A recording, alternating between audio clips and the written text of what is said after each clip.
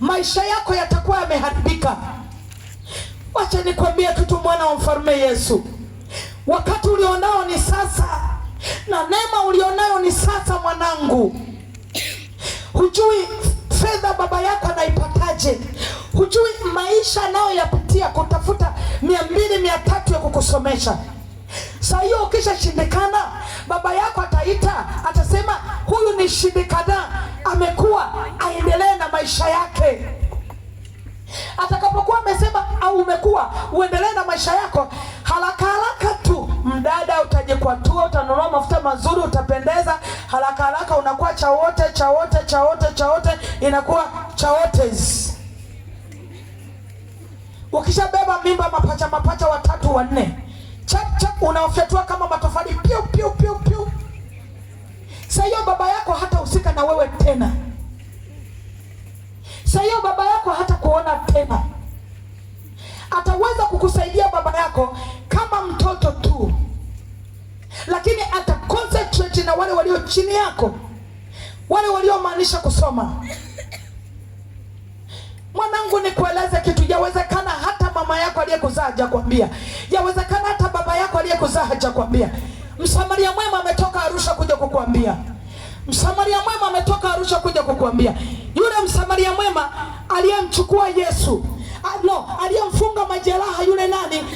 Yule aliyokuwa ameharibika, yule aliyokuwa amepigwa na wanyang'anyi, amedondoka, akamchukua msamaria mwema, akamfunga vizuri, akamtengeneza vizuri. Yesu anafananisha moyo wa yule msamaria mwema na kanisa. Wacha mimi leo niwe msamaria mwema kwako. Wacha mimi leo niwe sehemu ya maisha yako. Wakati mwingine mzazi anashindwa kukwambia. Leo nimesimama kwa pati ya mzazi. Jioni ya leo mama anaongea na watoto wake. Mama anawalilia watoto wake. Mama anawaonya watoto wake. Mama anawasemesha vijana wake. Vijana ambao wamemaanisha kufanya mambo mabaya. Vijana ambao wanawaficha wazazi wao, wanawaficha baba zao, wanawaficha mama zao. Msamaria mwema ameletwa na Yesu kwa ajili yako. Msamaria mwema ameletwa na Yesu kwa ajili yako. Msamaria mwema ameletwa na Yesu kwa ajili yako. Ameletwa na Yesu ili aje akufunge majeraha. Ameletwa na Yesu ili aje akufunge majeraha. Amen. Haleluya. Amen. Mungu wetu asifiwe sana.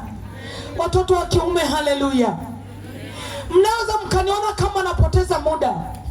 Mnaweza mkaniona kama naongea vitu ambavyo havistahili. Sasa hivi huenda naomba niangaliwe mimi. Ukiangalia getini, takutoa uende getini. Hawajaniangalia, watu wameangalia huko, ndio maana nimenyamaza. Uende getini ukampokea huyo mgeni, nikuruhusu. Sawa? Nikuruhusu.